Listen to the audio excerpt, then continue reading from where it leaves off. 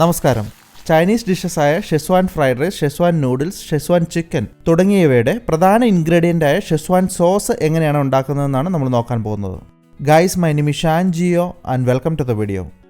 Schezwan sauce ഉണ്ടാക്കുന്നതിനായി ഞാനിവിടെ 60 gram ഉണക്കമുളക് എടുത്തിട്ടുണ്ട്. അതിൽ പകുതി 30 ഗ്രാം സാധാരണ ഉണക്കമുളകും 30 ഗ്രാം കാശ്മീരി ഉണക്കമുളകുമാണ്. എണ്ണത്തിൽ പറയുവാണെങ്കിൽ 30 സാധാരണ ഉണക്കമുളകും 15 കാശ്മീരി ഉണക്കമുളകും. കാശ്മീരി ഉണക്കമുളക് അല്പം വലുതാണ്, അതുകൊണ്ട് 15 എണ്ണം മതി. സോസിൻ്റെ എരിവ് അല്പം കുറയ്ക്കുന്നതിനും അതുപോലെ തന്നെ നല്ല റെഡ് കളർ കിട്ടുന്നതിനും വേണ്ടിയാണ് പകുതി കാശ്മീരി ഉണക്കമുളക് എടുത്തിരിക്കുന്നത്.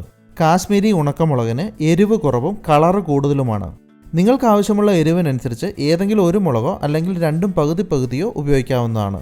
ഇനി ഇതിലേക്ക് തിളച്ച ചൂടുവെള്ളം ഒഴിച്ച് ഏകദേശം അരമണിക്കൂർ നേരം കുതിർക്കാനിടുക. ഇതുപോലെ ഇടയ്ക്കൊന്ന് ഇളക്കിയിട്ട് കൊടുത്ത് എല്ലാ മുളകും വെള്ളത്തിൽ നന്നായിട്ട് കുതിർന്നുവെന്ന് ഉറപ്പുവരുത്തുക.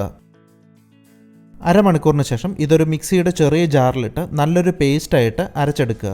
ആവശ്യമെങ്കിൽ അല്പം വെള്ളം ചേർക്കുക. അതുപോലെ തന്നെ ഇടയ്ക്ക് 1-2 പ്രാവശ്യം തുറന്ന് ഒന്ന് ഇളക്കിയിട്ട് കൊടുക്കുക. അരച്ചെടുത്ത് കഴിയുമ്പോൾ ഇതുപോലെ 1 കപ്പ് ചില്ലി പേസ്റ്റ് കിട്ടും. 250 ഗ്രാമോളം ഉണ്ടാവും. ഇനി ഒരു പാനിൽ 1/2 കപ്പ് ഏതെങ്കിലും ഫ്ലേവർലെസ് ആയിട്ടുള്ള റിഫൈൻഡ് വെജിറ്റബിൾ ഓയിൽ ചൂടാക്കുക. വെളിച്ചെണ്ണ ഇതിനായി ഉപയോഗിക്കാതിരിക്കുന്നതാണ് നല്ലത്. എണ്ണ ചൂടായി കഴിയുമ്പോൾ ഇതിലേക്ക് വളരെ ചെറുതായിട്ട് ചോപ്പ് ചെയ്ത 1/4 കപ്പ് ഇഞ്ചി, അതുപോലെ തന്നെ വളരെ ചെറുതായിട്ട് ചോപ്പ് ചെയ്ത 1/2 കപ്പ് വെളുത്തുള്ളി, ചെറുതായിട്ട് ചോപ്പ് ചെയ്ത 1/4 കപ്പ് സെലറി ഓപ്ഷനിലാണ്, ചേർക്കണമെന്ന് നിർബന്ധമില്ല, ഉണ്ടെങ്കിൽ മാത്രം ചേർത്താൽ മതി. ഇനി നമ്മൾ ഈ ചേർത്ത ഇൻഗ്രീഡിയൻസിൻ്റെ പച്ചച്ചുവ മാറുന്നത് വരെ ഏകദേശം 1-2 മിനിറ്റ് നേരം ഇളക്കുക. പിന്നീട് ഇതുപോലെ കളറ് മാറാൻ തുടങ്ങുമ്പോൾ നേരത്തെ അരച്ചു വെച്ച ചില്ലി പേസ്റ്റ് ഇതിലേക്ക് ചേർക്കുക. എല്ലാം നന്നായിട്ടൊന്ന് ഇളക്കി യോജിപ്പിക്കുക. ഇപ്പോൾ ചേർത്ത് ഈ ചില്ലി പേസ്റ്റിനെയും പച്ചച്ചുവയൊന്ന് മാറുന്നതിനായിട്ട് 2-3 മിനിറ്റ് നേരം നന്നായിട്ട് ഇളക്കി കൊടുക്കുക.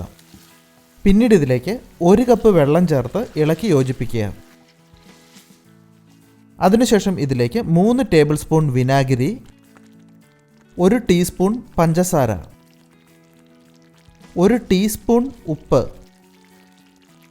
എല്ലാം ഒന്ന് ഇളക്കി യോജിപ്പിക്കുക. പിന്നീട് ഒരു അടപ്പ് കൊണ്ട് അടച്ച് തീ ഏറ്റവും ലോ ഫ്ലെയിമിൽ വെച്ച് 7-8 മിനിറ്റ് നേരം വേവിക്കുക. ഇടയ്ക്ക് 1-2 തവണ ഒന്ന് തുറന്ന് ഇളക്കുക, അല്ലെങ്കിൽ അടിയിൽ കരിഞ്ഞു പിടിക്കാൻ സാധ്യതയുണ്ട്. ഇതിപ്പോൾ ഏകദേശം 8 മിനിറ്റ് ആയിട്ടുണ്ട്. നമുക്ക് കാണാം വെള്ളമൊക്കെ നന്നായിട്ട് പറ്റി എണ്ണ നന്നായിട്ട് തെളിഞ്ഞു വന്നിട്ടുണ്ട്.